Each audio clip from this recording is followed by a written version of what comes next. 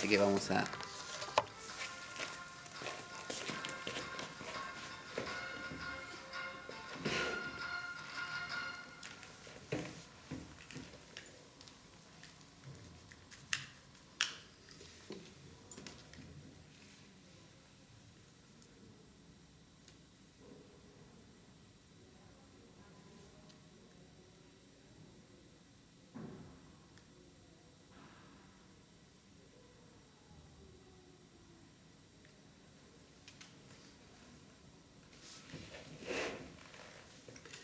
Muy bien, vamos a comenzar.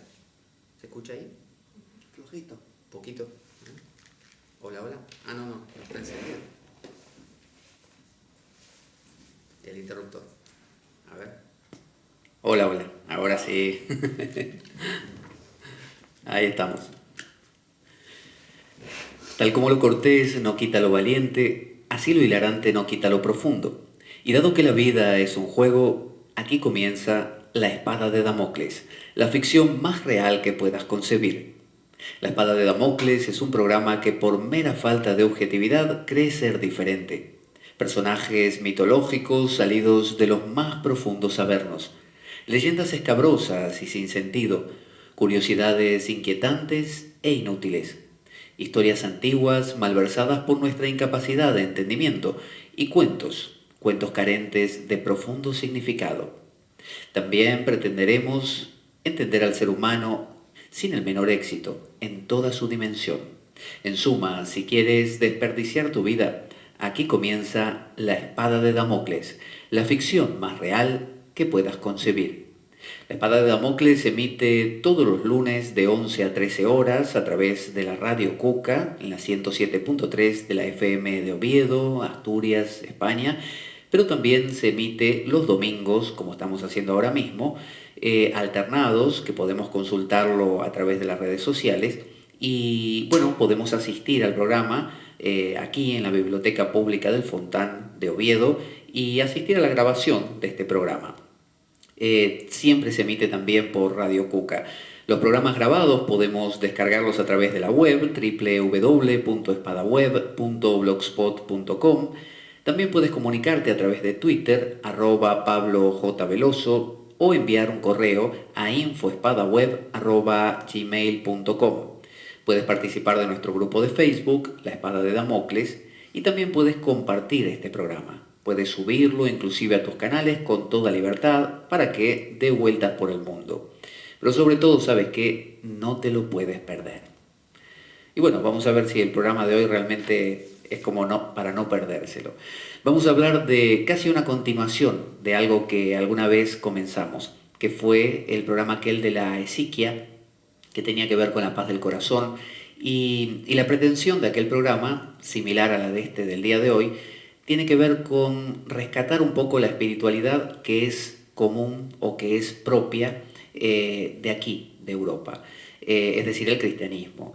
Y solemos pensar muchas veces, por estar habituados, como eso de que cuando uno se habitúa a algo, le parece, a lo suyo, le parece que la hierba del vecino es más verde, o la piscina del vecino tiene el agua más limpia, o cosas así, simplemente porque se acostumbró a lo propio. Bueno, la idea es rescatar y descubrir que en lo propio también hay una profundidad similar, ni mayor ni menor, probablemente similar a lo que puede tener Oriente. A veces estamos acostumbrados al yoga, estamos acostumbrados a lo chino también, al tai chi, y bueno, hay muchas meditaciones, hay muchas formas de aquietar la mente, y mirando hacia nuestro ámbito común, aquí del cristianismo, nos parece que, bueno, aquí lo único que hay es ir a misa, comulgar, confesarse, bautizarse, y bueno, al final la extrema unción y nada más. Y en realidad hay mucho más que eso. Lo que pasa que, bueno, el hecho de asistir de una manera masificada y de una manera casi superficial, ¿no? Como para cumplir, como hace mucha gente, hace que también los pastores, los que guían esas almas, sean personas que a veces también pecan de falta de conocimiento, simplemente por estar a veces acostumbrados a repetir siempre lo mismo. Entonces, vamos a realmente ahondar Siempre citamos en el programa, por ejemplo, a San Juan de la Cruz o Santa Teresa de Ávila, pero claro, ellos tienen también un aspecto más común, que es el que mucha gente conoce, y entonces dicen, ah, bueno, Santa Teresa tenía un temperamento, estaba enamorada de su confesor, y sí, estaba enamorada del confesor, y tenía mucho temperamento, pero también tenía vuelos místicos muy profundos. Y vamos a explorar el tema de que los vuelos místicos no es solamente para una persona que, como diríamos hoy, se fumó algo, ¿no? O espiritualmente ayunó mucho y empezó a ver cosas, sino que ese misticismo es algo que puede estar al alcance nuestro y que de hecho es muy sano, es muy sano. Y si no lo practicamos o no lo ponemos en funcionamiento, yo diría que nos perdemos algo, por lo menos no lo calificaría de necesario, pero interesante, interesante.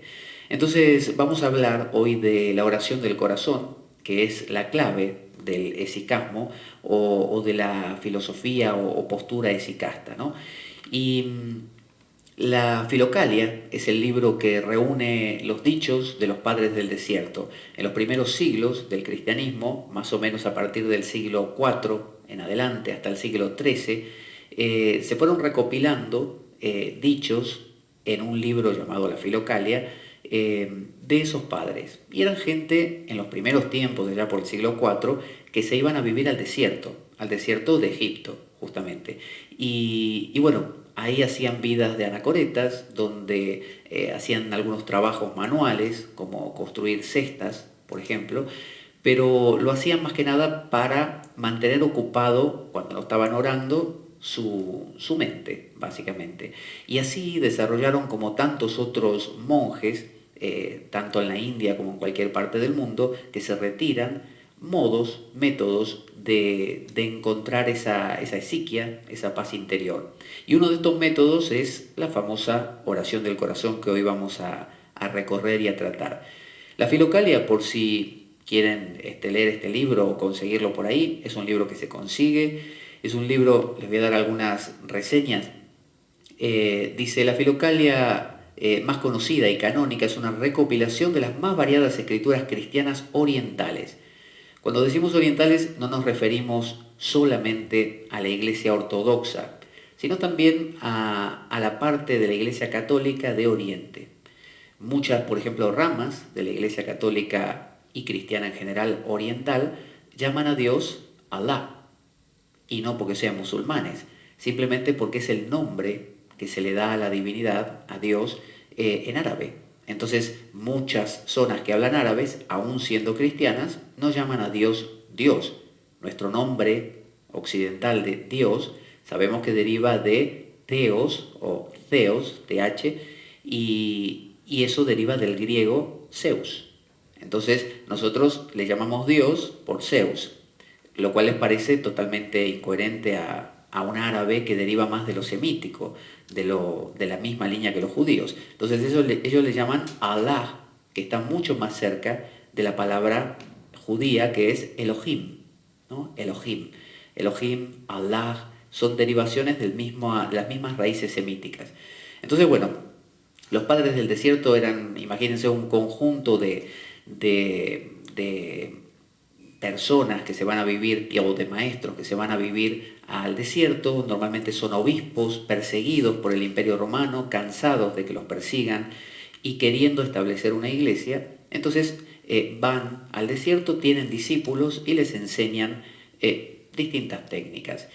Tienen una profundidad, estos dichos muy grande realmente, tienen un enfoque, digamos, psicológico, por más que uno encuentre lo habitual, demonios, un San Antonio el famoso padre de los monjes de todo el mundo, cristianos, era famoso por luchar contra los demonios, pero no luchar, no sé, intelectualmente, luchar a brazo tendido, a puñetazo.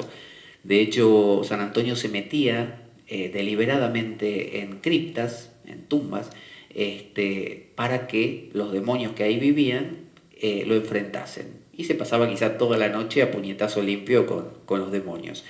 Entonces, esta idea de pelear contra los demonios tiene una dimensión también interior y psicológica, y una lectura psicológica que podemos hacer de estos escritos, que de hecho la tiene, no es que uno se la invente y no la tenga originalmente.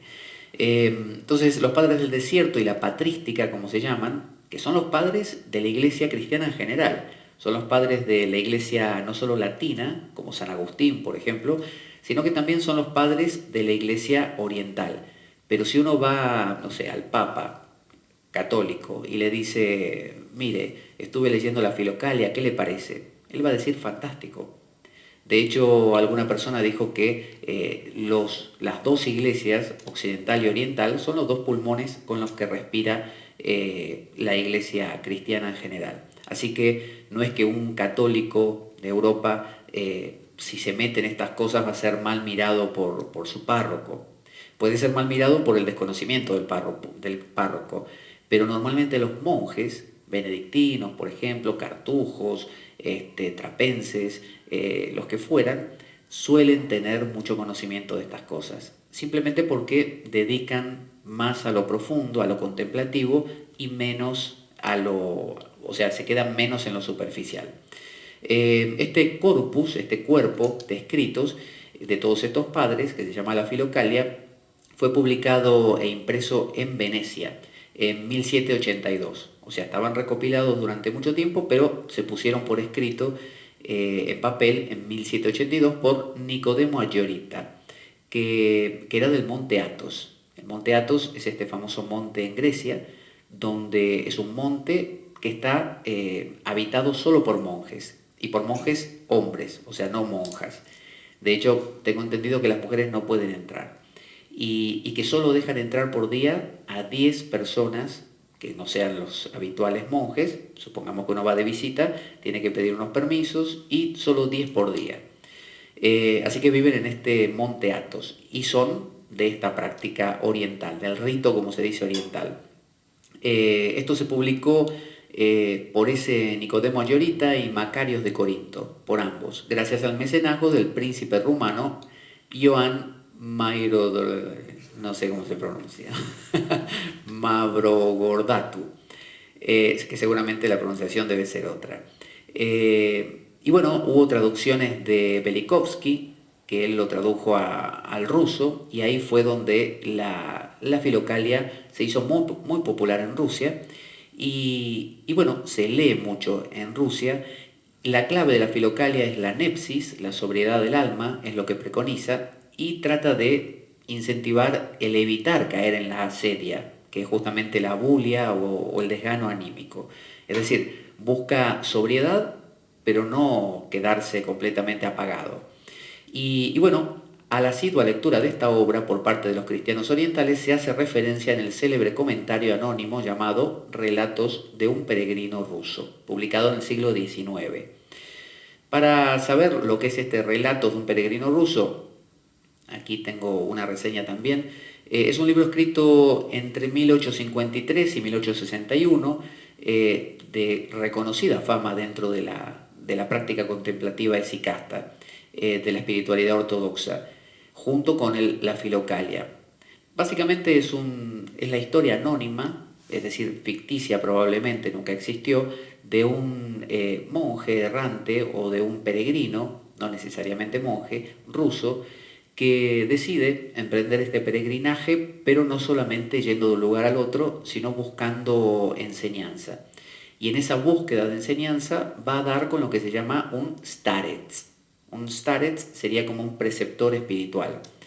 En el mundo latino del cristianismo también se dice que uno debería tener un preceptor espiritual. Es decir, uno debería no solo ir a misa, sino tener un alguien, que puede ser el propio sacerdote, un monje de un monasterio que a uno le caiga bien, que sea el que se ocupe, como que nos apadrine y nos vaya como conduciendo, aconsejando, guiando en ese camino interior, que tendrá la profundidad que uno quiera. Este libro inclusive es citado en Los hermanos Karamazov de Dostoyevsky, este libro tan famoso.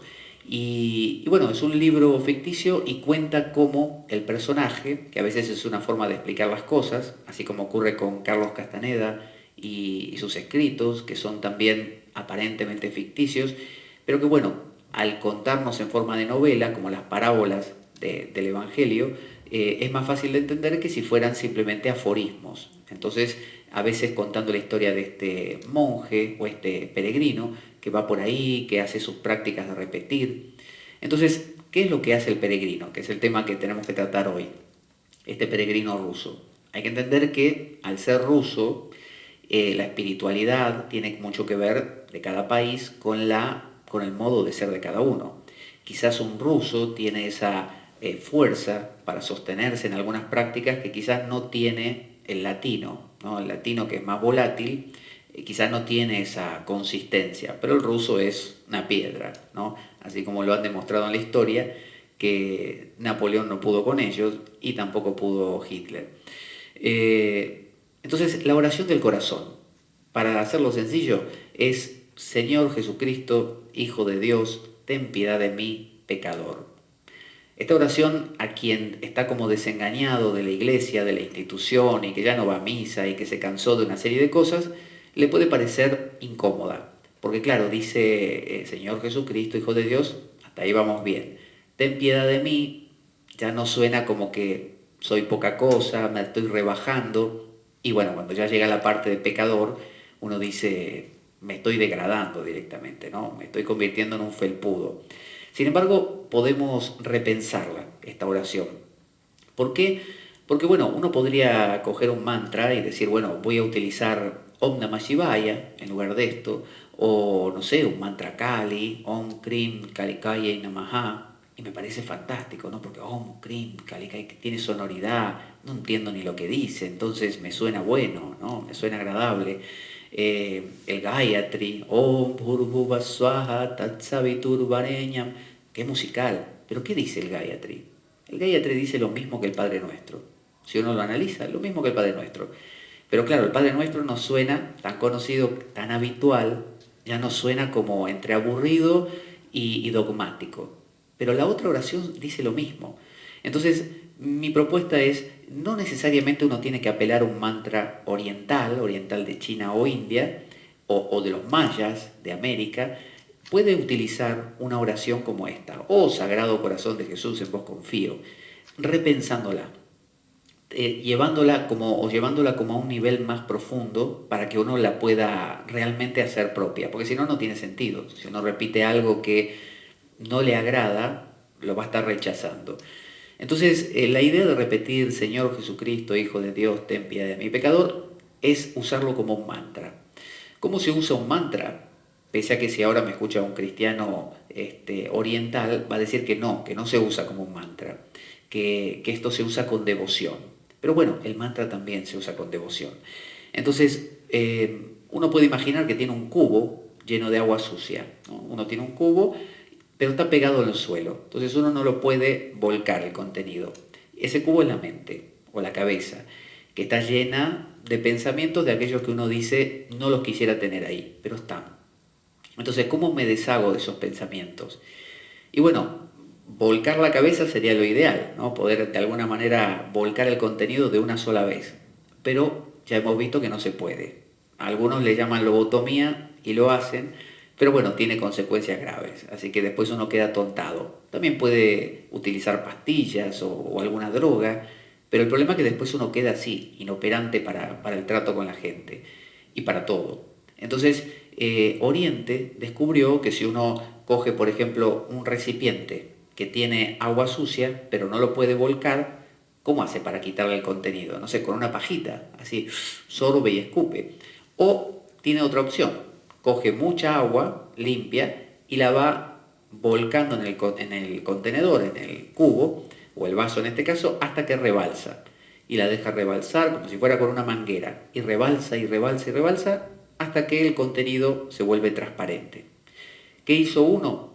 Metió mucho de lo mismo hasta que lo otro fue suplantado por lo que uno estaba metiendo. Entonces, yo puedo ahora empezar a pensar, no sé, en la crisis económica, y miro televisión y leo sobre la crisis y escucho entrevistas y que la crisis y que los problemas políticos y la crisis y la crisis y la crisis, suplanto todos mis pensamientos por pensamientos de crisis. ¿Y qué voy a tener? Una realidad que la empiezo a ver a través del cristal de la crisis, que es lo único que tengo ahora. Entonces, el mantra funciona así. Solo que los mantras tienden a ser positivos. O sea, uno no utiliza un mantra que diga, por ejemplo, mi vida es un desastre, no valgo para nada.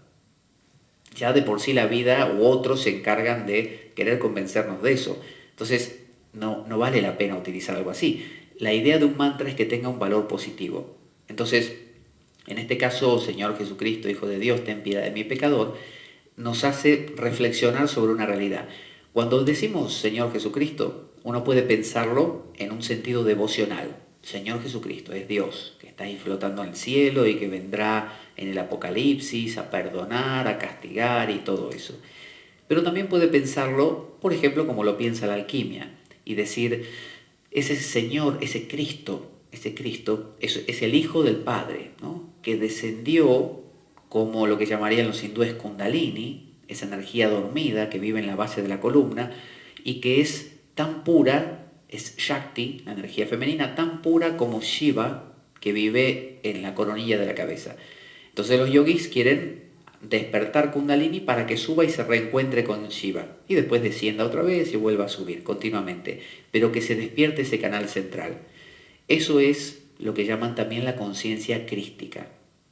En Oriente le llaman la conciencia de Krishna, por ejemplo Krishna Kutasta, la conciencia de Krishna, o también la conciencia crística. Entonces uno podría pensar que decir Señor Jesucristo está haciendo referencia a su Cristo dormido, que tiene que despertar. Como si ese Cristo que caminó por la tierra nos hubiera dicho, oigan, vosotros tenéis que hacer lo mismo que hice yo. Así como yo hice todo un camino de transformación y de despertar, haced lo mismo, ¿no? De hecho lo dijo, vosotros haréis cosas más grandes que las que he hecho yo. Entonces, Señor Jesucristo hace referencia no a un ser externo, hace referencia a mi propia potencia que puede despertar. Hijo de Dios es el reconocimiento de que esa Shakti que vive en la base de la columna es hija de Shiva, de la conciencia trascendente. Entonces, ese Dios es lo trascendente, es el que ayuda a despertar a ese Cristo, como cuando baja como el Espíritu Santo, como dijimos la otra vez, en el momento del bautismo en el río Jordán por Juan el Bautista. Entonces, Señor Jesucristo, Hijo de Dios, ten piedad de mí, pecador. Esa parte hace referencia, como diría la alquimia, a la costra pútrida, oscura, maloliente, oleosa, que encubre, o del caos, como se le llama, que encubre y no deja expresar al Cristo o al mercurio coagulado.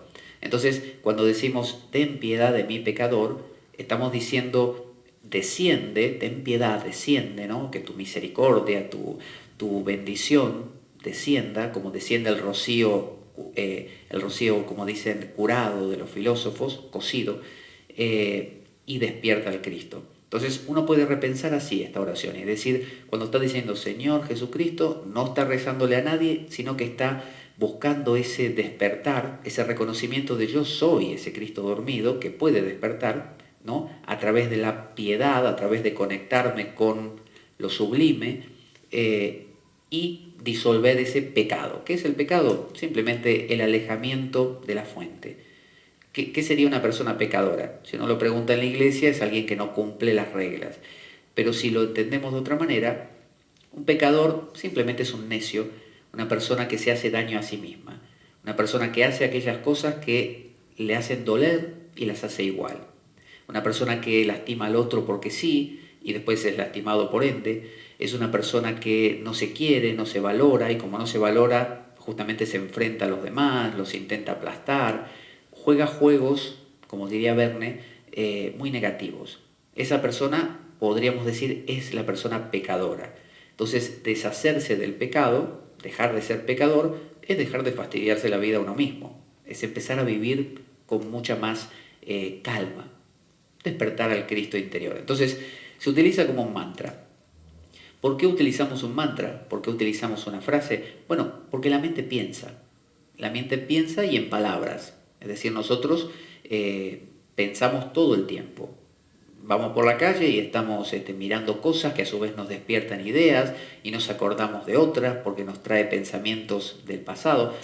Y la mente está siempre, sin parar, funcionando. Entonces, la idea es que una astilla, una espina, quita a la otra y luego se tiran las dos. Entonces, si yo estoy convencido de que no sirvo para nada y que soy un desastre, que no valgo, eso son palabras. No sirvo para nada, soy un desastre, no valgo. Eso entró alguna vez y llenó mi mente. Bueno, voy a sustituirlo por otras palabras, como cuando con una espina saco a la otra que tengo clavada y después tiro las dos. Es decir, con otra palabra que diga valgo, puedo y soy, no sé, valioso o importante. Entonces, en este caso se utiliza esa técnica. ¿Qué hace un mantra? Bueno, tiene un significado positivo por un lado. En este caso es la liberación. Señor Jesucristo, Hijo de Dios, ese reconocimiento, ten piedad, es decir, el descenso de esa bendición de mi pecador. Ese reconocimiento de que estoy errando y que tiene que haber un vuelco. Por otro lado, produce un adormecimiento del yo. Normalmente lo que nos tortura bastante es yo hablando todo el día, yo diciéndome a mí mismo, esto debería ser de otra manera, porque yo no sé qué, ¿y qué hiciste? Pero ¿cómo fue que le dijiste tal cosa? Deberías haberle dicho tal otra, porque no te das cuenta que no. Eso nos cansa, nos agota. Entonces nos agrada hacer todo aquello que justamente nos despeja de eso. Entonces la relajación, el yoga, el savasana, por ejemplo, y cualquier otra cosa, no sé, hasta el orgasmo, beber en demasía, ir de juerga, todas las cosas que uno dice, nos divierten. Divertir significa vertir, como vertir agua, vertir en distintos recipientes, en lugar de siempre yo me vierto en otras cosas me capturan la atención y me olvido de mí. Entonces digo, qué bien la pasé. Traducido quiere decir, ni me acordé de mí. Ahora, cuando se me hace habitual algo, me empiezo a acordar otra vez de mí y ya me vuelve a fastidiar. Entonces necesito buscar cosas nuevas que me vuelvan a hacer olvidar de mí. Por eso a uno no le agrada ver la misma película muchas veces o leer el mismo libro muchas veces porque falta la sorpresa que me hace perderme en ello. Entonces cada vez que nos perdemos en algo, nos olvidamos de nosotros. Un mantra, con su monotonía, es justamente un perderse. Si yo estoy repitiendo Om Namah Shivaya, Om Namah Shivaya, Om Namah Shivaya, Om Namah Shivaya, es como una nana. Y esa nana uno no la debe subestimar, esa nana funciona. Y uno se olvida de uno mismo durante el tiempo que lo practique. Entonces, ¿cuánto tiempo se practica un mantra?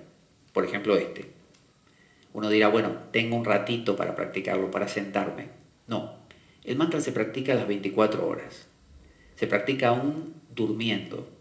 Porque cuando uno repite algo mucho, le aparecen los sueños también. Uno, por ejemplo, se va a dormir viendo una película de guerra o habiendo discutido con alguien y puede ser que en su sueño le aparezca justamente imágenes de eso. Entonces la idea de un mantra es que el mantra es como una especie de herramienta portátil, que uno lo lleva para todas partes, ¿no? Y que ni siquiera necesita tiempo y lugar. Uno no es que dice, pero mira, ¿sabes qué? Yo no tengo ni 5 minutos para sentarme. No necesitas sentarte. Puedes estar caminando por la calle, puedes estar hasta hablando con alguien. Es como una canción, cuando se genera esa especie de tarareo de fondo que uno tiene, esa canción va a estar haga lo que uno haga y va a emerger en el momento más sorprendente. Uno de repente se olvidó por completo de esto y está, no sé, caminando por la calle, entrando en una tienda y aparece la canción. Igual el mantra.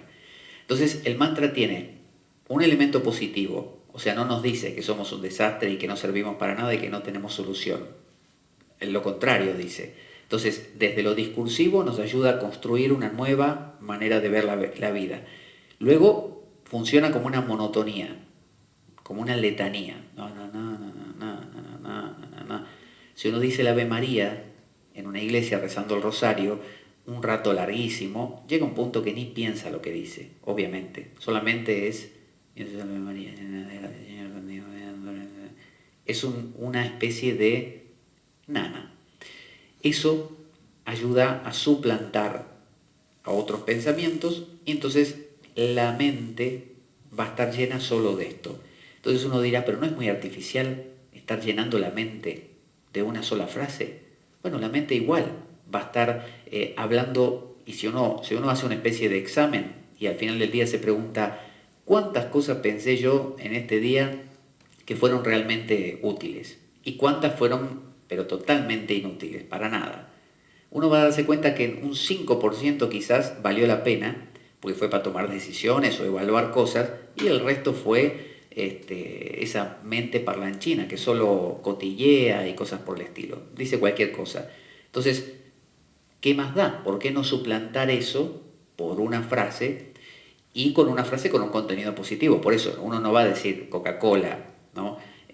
O frases así que van a cumplir la misma función por repetición, pero no tienen el elemento positivo. Eh, entonces, tiene el mantra también una capacidad centrante. ¿Qué quiere decir esto? Normalmente una persona cuando monta en cólera, como se dice, una persona se pone muy nerviosa, no sé, un choque, un enfrentamiento con otro, una discusión, uno dice, me salí de mis casillas, ¿no? Dice, me fui, me descentré, no era yo. ¿Y qué hace un amigo que nos puede ayudar en ese momento? Nos coge por los hombros y nos sacude un poco y nos dice, respira profundo, cuenta hasta 10. ¿Qué es eso? Volver a centrarnos, porque uno respira y dice, tienes razón, era una locura lo que iba a hacer. Es decir, uno volvió al centro.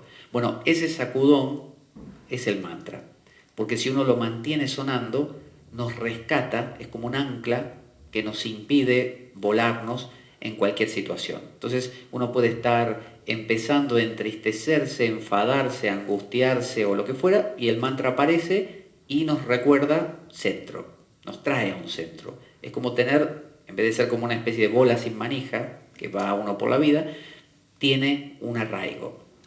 Entonces, el mantra al mismo tiempo dicen los hindúes que tiene una especie de válvula de seguridad. Porque hay unas teorías de que cuando uno repite un mantra hindú, por ejemplo, Om Namah Shivaya o Om Namo Narayanaya, Om Namo Bhagavate Vasudevaya o lo que fuera, algunos dicen no, si no te lo da un gurú es peligroso, porque hasta te puedes morir, porque estás usando un mantra con un poder muy grande y tú eres como una bombilla de no sé, de 30 watts y es como si te hubieran puesto 200 y te quemas y no sé qué. Entonces, ante eso, hay una teoría que dice que el mantra tiene su válvula de seguridad. ¿Qué quiere decir esto? Que normalmente nadie el primer día va a repetir 50.000 veces un mantra. Lo va a repetir unas pocas veces y se va a olvidar a cada rato. Y el mantra se va abriendo con el tiempo. Entonces, una persona que diga, bueno, esto de la espiritualidad oriental, voy a repetir Señor Jesucristo, Hijo de Dios, no sé, un montón de veces por día. No lo va a hacer, lo va a hacer seguramente pocas veces. Y poco a poco se irá adentrando. Entonces, el camino es tan lento que esa es la válvula de seguridad del mantra. Se va abriendo con el ejercicio. El mantra tiene dentro como una Shakti, un poder, pero ese poder se revela con la práctica. Entonces, alguien puede decir, bueno, pero lo practiqué 3 días y no sirve para nada. La verdad no me hizo ningún efecto, me aburre, lo siento artificial. Y bueno, porque lo practicaste 3 días. Pero dale 2 meses, ¿no? Y practícalo diariamente, todas las veces que puedas, y ahí hablamos. Entonces, el corazón es lo que utiliza esta oración como centro. En la filosofía esicasta se trata de llevar la oración al corazón. Normalmente uno tiende a pensar que el pensamiento está en la cabeza, pero Oriente, por ejemplo los chinos y los hindúes también con su anahata, dicen que el alma, el ser, Atman, dicen los hindúes, está en el corazón, en el Hridaya. Ramana Maharshi, por ejemplo, un conocido gurú hindú, insistía mucho en la meditación en el corazón. Ramakrishna también. Bueno, esta meditación esicasta lo mismo. Entonces dice que la oración debe meterse en el corazón y lo combinan con la respiración, que es muy similar al pranayama hindú, al soplo. Y el soplo, el aire, el aliento, es inhalar diciendo, por ejemplo, Señor Jesucristo, Hijo de Dios, metiéndolo imaginariamente en el corazón, y exhalar diciendo, ten piedad de mi pecador. Esta oración obviamente puede acortarse y uno puede decir, Señor Jesús, ten piedad de mí, o utilizar otra como Sagrado Corazón de Jesús y eso. E inclusive puede reducirse tanto que acaba siendo Jesús. simplemente. O en hebreo, Yeshua. Yeshua. Muchos utilizan la palabra Yeshua, porque sabemos que Jesús es en griego. No se llamaba Jesús, él. Es una traducción al griego. Originalmente se llamaba Yeshua. Entonces uno podría decir al inhalar Ye, al exhalar Shua.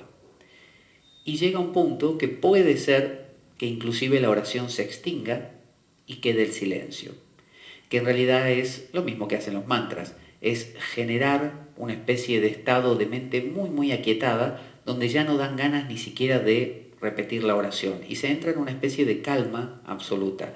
Eso no debe perturbarse y no es que uno debe insistir en la repetición, por el contrario, aprovecharla. Entonces se sincroniza la respiración con el mantra. Entonces, Señor Jesucristo, Hijo de Dios, ten piedad de mi pecador. Señor Jesucristo, Hijo de Dios, ten piedad de mi pecador.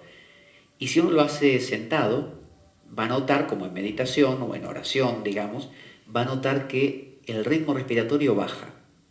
Y hay una relación directa, que lo descubrieron los orientales, seguramente porque tuvieron mucho más tiempo para pensarlo, entre la respiración y el estado anímico.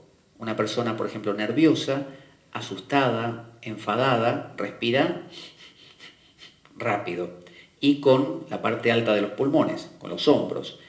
Entonces por eso hiperventila y a veces hasta se marea.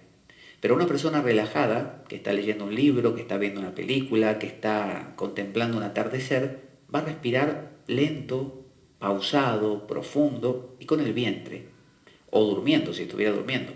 Entonces, siguiendo ese razonamiento, si podemos bajar el ritmo respiratorio, aquietamos la mente, que es lo que el yoga busca hacer.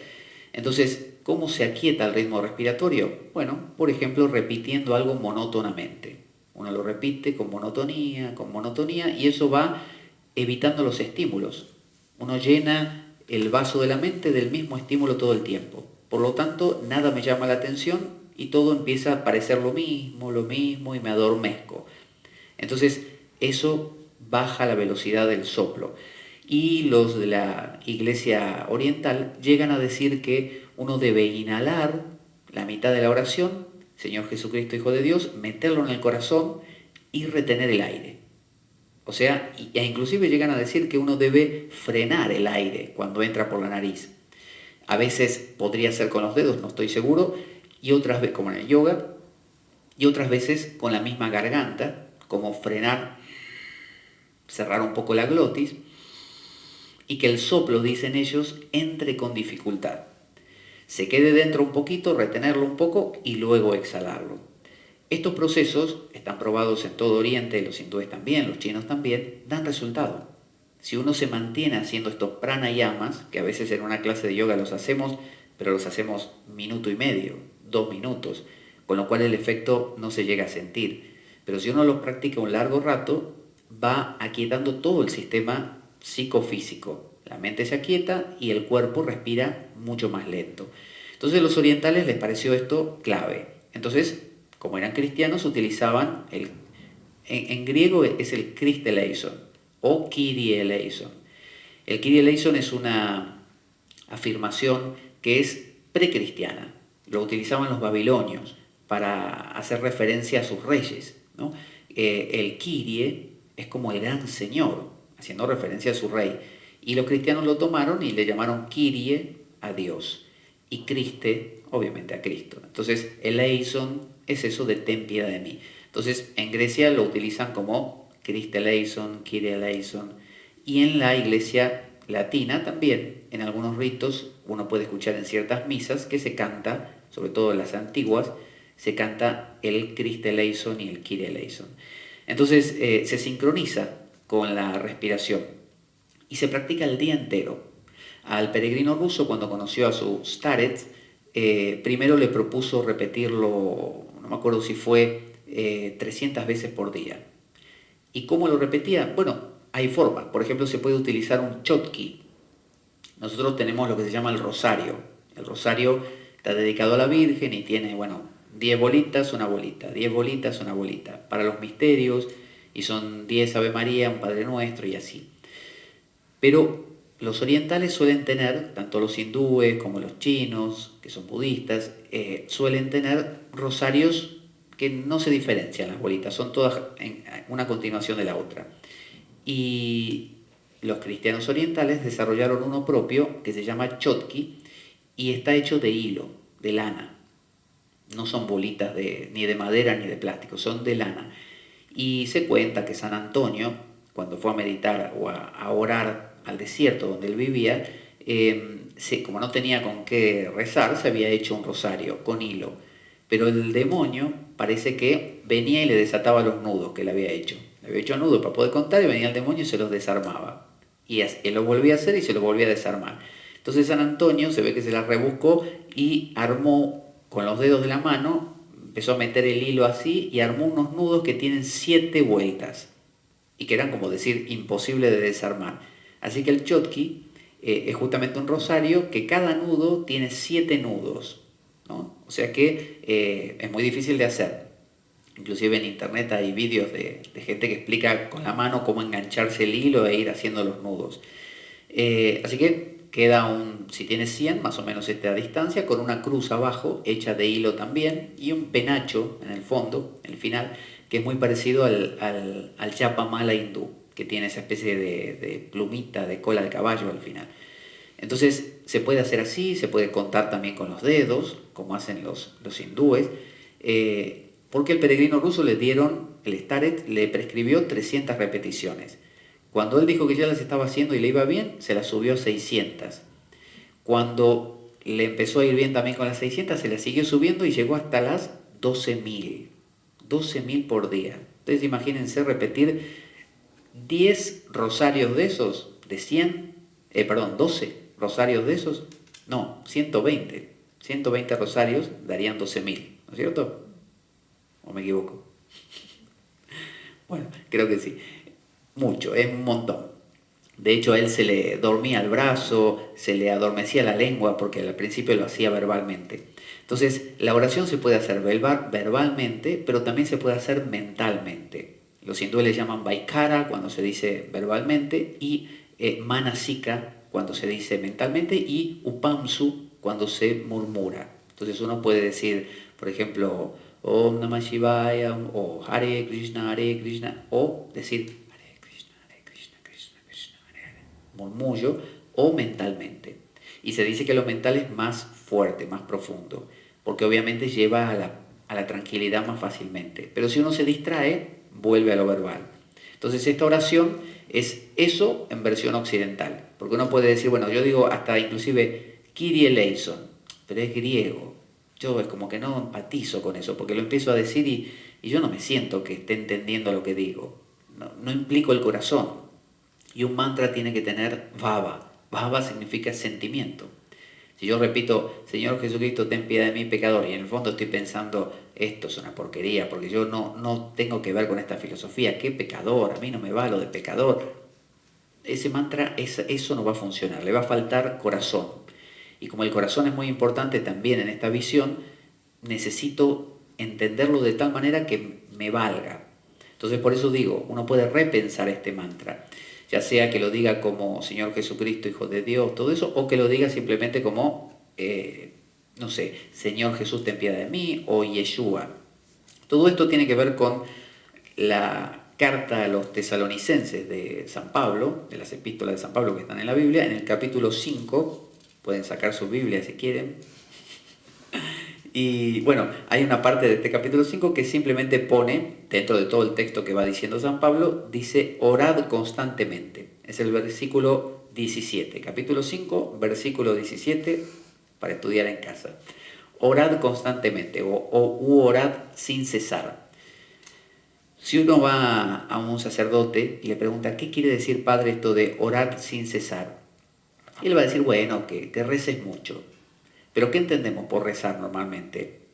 Oraciones de pedido o de agradecimiento, que son las menos. Normalmente son de pedido. Dame esto, dame aquello, dale a fulano que también lo necesita y dale a mengano que va a pasar ahora por un momento difícil, un examen, lo que fuera. Cuida a mi familia, la salud, el trabajo, que no falte y todas esas cosas. Eso es una oración discursiva. Y de hecho está acompañada muchas veces con imágenes. Uno se imagina a Dios, se imagina, no sé, a Jesús, se imagina a lo que uno está pidiendo. Bueno, la espiritualidad oriental propone sin imágenes. Es decir, no es que uno dice Señor Jesucristo y se imagina a Jesús. No, dicen de hecho, si viene alguna imagen, por ejemplo, dice, si uno está repitiendo la oración y se le aparece la Virgen María, no hay que prestarle la más mínima atención. Nada. Porque las imágenes alejan de Dios, de la esencia. La esencia es sin imágenes. La esencia es la totalidad de las cosas.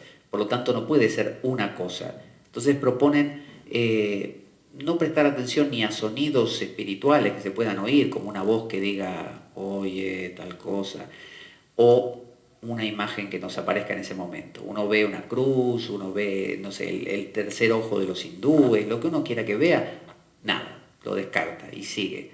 Porque dicen, en el lenguaje de ellos, en la filocalia, dicen, son los demonios que te tratan de llevar de regreso a lo sensible, a lo sensorial. Y de hecho, esa cosa, aquello trascendente, no está en los sentidos, no puede estarlo, no puede ser una cosa más. Entonces proponen justamente repetir esta oración como medio de inundar la mente, como medio de hacer una monotonía que aplaque, como medio de centrar cuando uno se va. Si uno la practica un rato, no un rato, varios días, va a notar como eso. Luego se va a hacer la cosa más simple de su existencia y aparece. Y uno dice, ¿cómo? ¿De dónde salió esto? Si no, yo no sentí que me lo puse a pensar a la oración, apareció. Entonces, por eso podemos darle este sentido como espiritual o medio alquímico para poder repensarla. La oración tiene que ser monológica. Eso es lo que proponían los padres del desierto. Porque hay otro dicho por ahí, que ahora no me acuerdo dónde está, que en el Evangelio, que dice, bueno, está en la oración del publicano, en el relato del publicano y el fariseo. ¿Se acuerdan? Cuando Jesús habla de que había un fariseo que cuando iba a rezar decía, se golpeaba el pecho y decía que él era muy bueno y que Dios debía premiarlo y que iba bien adelante para que todos lo vean como rezaba, y que había un publicano que estaba atrás y que se sentía muy pecador y no sabía qué decir. Bueno, decía entonces, no seáis como el fariseo que multiplica las palabras. Quiso decir, orad con pocas palabras. Entonces, el mismo San Juan de la Cruz trata de que aquel que ya está preparado para dejar atrás todas estas devociones y meditaciones, así le llaman, en el cristianismo la meditación es pensar acerca de algo. Yo puedo leer un pasaje de la Biblia y ponérmelo a meditar, a reflexionar. Entonces dice, si ya pasaste de ese nivel, si ya puedes entrar en el silencio, no vuelvas a repensar las cosas, a usar lo discursivo. Por lo tanto, si uno usa una oración que dice, no sé, creo en Dios Padre Todopoderoso, Creador del cielo y de la tierra, y en Jesucristo, su único Hijo, nuestro Señor, que fue concebido por obligada, larguísima, que a la vez hay que combinarla, como pasa con el rosario, misterios dolorosos, cuando Jesús, no sé cuánto, todo eso es mucho estímulo, distrae, entretiene. Entonces dice, no, tiene que ser monológica, que tiene que ser como o una sola frase o una sola palabra. Los padres muchas veces usaban la palabra Yeshua o Jesús y nada más, ¿no? Constantemente. Pero bueno, dicen, si esa no te va, bueno, utiliza Señor Jesucristo, Hijo de Dios, ten piedad de mi pecador, por ejemplo. Esa es válida. Entonces, este tipo de perspectiva uno no la va a encontrar normalmente en una iglesia, por eso la encuentra normalmente cuando va a un retiro a un monasterio o indagando en textos antiguos como la Filocalia, por ejemplo, o los padres del desierto en general. ¿Qué más? Tenemos que se puede repetir, como dijimos, verbalmente, se puede repetir dicen ellos, con el corazón, con los labios, con el corazón y con la inteligencia. Es decir, tiene que tener un sentido la frase que estamos diciendo para la inteligencia, tiene que repetirse con el corazón, tiene que significar algo emocional para nosotros y puede repetirse inclusive verbalmente. Dice el Starets, que le enseña al peregrino ruso, que la filocalia es como un cristal ahumado. porque dice, como tintado, porque dice que la Biblia es como si fuera un sol y que ciega al que la mira porque es demasiado potente. Entonces, mirarla a través del cristal de la Filocalia es como disminuir eso y poder leerla. Entonces, esto quiere decir que era lo que le pasaba al peregrino. El peregrino decía, gracias a la Filocalia voy entendiendo lo que la Biblia quiere decir. Todos estos episodios, como orad sin cesar o no multipliquéis las palabras. Y él dice que va entendiendo otras cosas, por ejemplo, el hombre interior oculto en el corazón. En la India hay toda una línea que se llaman los bowls, que son como itinerantes y cantantes, cantan, ¿no? Son como juglares. De hecho, su ropa la hacen como esos patchwork, es decir, se cosen pedacitos como los juglares, ¿no? de vestimenta y hacen un ropaje que es una mezcla de un montón de partes y de colores. Entonces, ellos dicen que los bowls, que hay un hombre en el corazón, un puruya, que tienen que despertar otra vez, tienen que volver a ser él, ¿no? Entonces, dice el peregrino que él entendió, gracias a la repetición de esta frase, que era el hombre interior oculto en el corazón, que es lo que en la alquimia llaman el mercurio coagulado, el Cristo, que tiene que despertar. Uno descubre que hay algo valioso ahí. También entendió, dice, lo que era la adoración en el espíritu. Es decir, para los antiguos una cosa era el alma y otra el espíritu. El alma, el ánima eran las emociones, los pensamientos, pero el espíritu era como algo más enaltecido e intocado. Entonces, adorar con el espíritu es entrar en el silencio, no necesariamente adorar en la inteligencia, diciendo, necesito aquello, necesito esto, gracias por esto, me gustaría tal cosa, no te olvides de tal otra. Eso es mente. Entonces, adorar en espíritu es como en el Zen, el budismo Zen, que es entrar en ese silencio y observar. Entonces, hay un salmo que dice, aquíétate y sabe que soy Dios. También entendió lo que era el reino de Dios en vosotros, el descubrir que no se trataba de ir afuera a conseguir más cosas, sino que dentro estaba esa riqueza, en la meditación, en la oración, este tipo de oración contemplativa. Entendió lo que era la intercesión del Espíritu Santo, que es esa paloma que desciende y convierte a un Jesús en el Cristo, en alguien que ahora sabe quién es y qué es lo que tiene que hacer. Bueno, ese Espíritu Santo es justamente la apertura a estas realidades más profundas que podemos tener en nuestra vida a través de lo oriental, a través de lo occidental, lo que queramos, pero es la apertura a ese rocío cocido que dicen los alquimistas, que desciende. Si uno no se abre al rocío cocido, dicen los alquimistas que desciende otro rocío constantemente, si no moriríamos, que es un rocío, por decirlo, común, que como cuando uno dice, esta persona vive porque es gratis, simplemente. Es decir, es una persona que no pasa de trabajar, comer, dormir, nunca pensar nada, ni plantearse nada, ni meterse en ninguna práctica más profunda, se queda ahí. Bueno, esa persona es la que recibe el rocío que cae como por defecto, pero buscar un rocío especial, ir en busca de él, abrir el canal central en su yumna, o como dirían aquí en la iglesia cristiana oriental, despertar el corazón o el hombre interior oculto en el corazón, es abrirse a ese otro Espíritu Santo.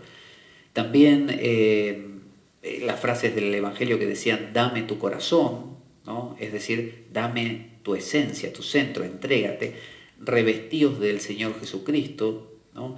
Es decir, volverse Jesucristo, no solamente... Hay un libro, por ejemplo, que se llama La imitación de Cristo, Imitatio Christi, que es de Tomás de Kempis. Y cuando era muy cara la Biblia, antiguamente, mucha gente llevaba de un lugar al otro, porque era más pequeño inclusive, un Kempis, le llamaban, un Kempis. Y bueno, tiene exhortaciones, explicaciones, meditaciones en el sentido de reflexiones. Entonces, imitar a Cristo quiere decir, sé como Él. Es decir, tú eres como Él. No es una persona que la tienes ahí para adorarla. No se trata de eso. Es como si uno le dijera a otro, mira, tú bebes, deberías no beber como hago yo, fíjate. Entonces la persona, en lugar de dejar de beber, hace un altar, nos pone a nosotros, al ejemplo, y nos adora todos los días. No tiene ningún fin eso. Es decir, la idea es que el otro haga lo mismo que uno, no que lo adore. Entonces, esta visión no propone que uno esté adorando como siempre exigiendo o pidiendo, sino transformándose en. Entonces, los desposorios del Espíritu en vuestros corazones, esto de la unión otra vez, ¿no? Del alma con la divinidad, algunos llaman el yo superior y el yo inferior, el nombre que uno le quiera dar, pero básicamente es el reencuentro de Cristo con el Padre, es decir, el reencuentro del mercurio coagulado con el mercurio de los filósofos o el alcaest. Entonces, decía el peregrino que una de las cosas que él sintió es que empezaba a entender el lenguaje de la creación. Y los musulmanes, dentro del sufismo, tienen lo que llaman el lenguaje de los pájaros. Dicen que aquella persona que entró en ese mundo místico ahora escucha y entiende cómo hablan los animales, metafóricamente. Lo que quiere decir es que uno empieza a descubrir a la divinidad en todas las cosas. Ya no es un alguien que hay que adorar o alcanzar, sino que es todo. Entonces, el místico no es alguien que alcanza a Dios, es alguien que descubre que ya lo es. Entonces, en esta práctica no es que uno tenga que transformar ese Cristo interior o acercarlo a Dios porque nunca haya estado con Él. Es la misma cosa. Lo que pasa es que uno lo ha olvidado simplemente. Entonces, esta práctica busca ese despertar. Por eso dice, orad sin cesar, sin cesar. Hasta 12.000 veces por día se lo dio Soestares, pero uno no necesita ponerse tal cantidad. Y el mantra acaba orando solo. La oración llega a un punto que toma su propia fuerza, su propia inercia. Uno a veces tiene inercias negativas, de no parar de pensar, y hay gente que dice, yo no sé cómo hacer para no hacerme la cabeza, no pensar todas estas cosas horribles que pienso. Bueno, en algún momento, uno no nació así, en algún momento uno empezó a coger ese ritmo y después ese ritmo tuvo su propia inercia, imparable. Bueno, uno puede darle un nuevo ritmo, que es este mantra, u otro. Pero bueno, por eso propongo acercarnos a una especie de espiritualidad que nos resulta afín, porque nos criamos en ella.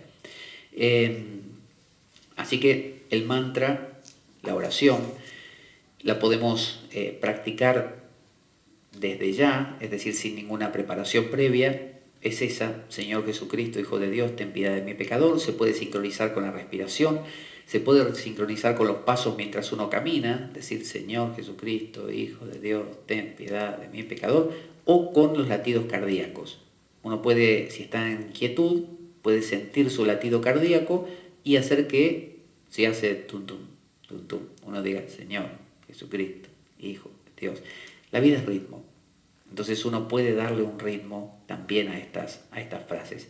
Así que bueno, tenemos la Filocalia, para resumir, un libro que uno puede conseguir en cualquier librería, es accesible, tiene la recopilación de los dichos de los padres del desierto, es muy amena la lectura, yo lo he leído, no es nada complicada, y bueno, trae muchos ejemplos que uno dice, bueno, esto es, por momentos parece psicología pura, por momentos se reviste un poquito de ese lenguaje de demonios luchando contra el ser humano y tentaciones, pero uno puede darle la vuelta y comprenderlo más, como se diría, ayornado, más traído a nuestra época, a nuestra cultura, teniendo en cuenta que esto es del siglo IV, y luego está el peregrino ruso, que inclusive está la continuación del peregrino ruso, está el relato de un peregrino ruso y la segunda parte que es como la continuación de su viaje. Pero en la primera yo creo que está como la esencia. La segunda no sé de dónde proviene. Es un librito muy pequeño que uno se lo puede leer en nada, en menos de 3 horas. Entretenido, donde le pasan cosas y habla de esto. Y hay muchas citas de la Filocalia, porque a él le van pasando cosas, que lo asaltan, que le pegan, cuenta cómo le va con la oración, cómo profundiza, las experiencias que tiene. Y siempre es con esta frase. Cada idioma la traduce. La iglesia ortodoxa, oriental cristiana, suele ser o griega, o rumana, o ucraniana, o rusa, ¿no? Está como esa especie de curva. Y bueno, según cada país, lo pronuncian de otra manera. Por ejemplo, los rusos no suelen decir Kristeleison o Kirieleison, suelen decirlo en ruso, cosa que yo no voy a reproducir ahora porque no, carezco por completo del dominio de ese idioma. Así que la propuesta es esa. Hemos entonces conocido esta frase, este mantra, que ya en algún programa habíamos hablado cuando hablamos de la esiquia y del esicasmo, y bueno, practicarlo y ver qué tal, como toda cosa.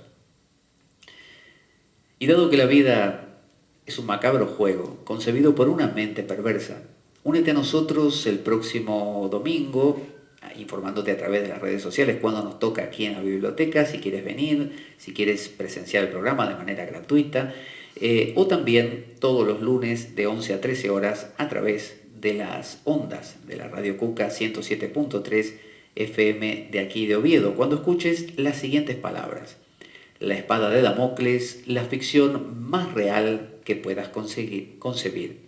Buena vida para todos, buena semana y avanti damocleanos. Gracias.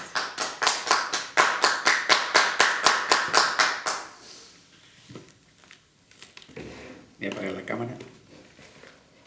Yo soy de